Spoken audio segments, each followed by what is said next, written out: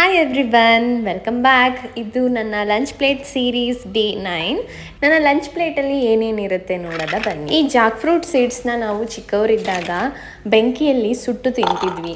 ಮನೆಯಲ್ಲಿ ಸುಟ್ಟು ಕೊಡ್ತಿದ್ರು ಬೆಂಕಿಯಲ್ಲಿ. ಸಖತ್ ಟೇಸ್ಟ್ ಇರ್ತಿತ್ತು. ಆ್ಯಂಡ್ ನನಗೆ ಇವಾಗಲೂ ಕೂಡ ಈ ಅಳಸಿನಕಾಯಿ ಬೀಜ ಅಂದರೆ ತುಂಬ ಇಷ್ಟ. ನಾನು ಜಾಕ್ ಫ್ರೂಟ್ ತರಿಸಿದ್ದೆ ತಿನ್ನೋಕ್ಕೆ. ಆ ಸೀಡ್ನ ಬಿಸಾಕೋದೇನು ಬೇಡ ಅಂತ ಹೇಳಿ ನಾನು ಇದನ್ನು ಇವತ್ತು ಕೆಟಲಲ್ಲಿ ಬಾಯ್ಲ್ ಮಾಡ್ಕೊಳ್ತಿದ್ದೀನಿ. ಸೊ ಇದನ್ನು ಜಸ್ಟ್ ಆಫ್ ಕಟ್ ಮಾಡಿ ವಾಟರ್ಗೆ ಸ್ವಲ್ಪ ಸಾಲ್ಟ್ ಹಾಕಿ ಇದನ್ನು ಹಾಕಿ ಬಾಯ್ಲ್ ಮಾಡಿಕೊಂಡ್ರೆ ಸಾಕು. ಬೆಣ್ಣೆ ಥರ ಇರುತ್ತೆ ತಿನ್ನೋಕ್ಕೆ. ಸೊ ನೆಕ್ಸ್ಟ್ ನಾನು ಇವತ್ತು ಲಂಚ್ ಪ್ಲೇಟಲ್ಲಿ ನುಗ್ಗೆ ಸೊಪ್ಪು, ಕರ್ಡ್ ರೈಸ್ ಮತ್ತು ಹಲಸಿನಕಾಯಿನ ಬೀಜ. ಸೊ ಇದರಿಂದ ಎಷ್ಟು ಬೆನಿಫಿಟ್ಸ್ ಇದೆ ಗೊತ್ತಾ ಈ ಸೀಡ್ಸಿಂದ?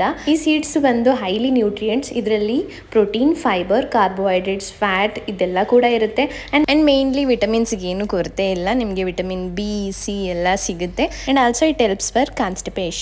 ಬಾಯ್ ಬಾಯ್ ಎವ್ರಿವನ್.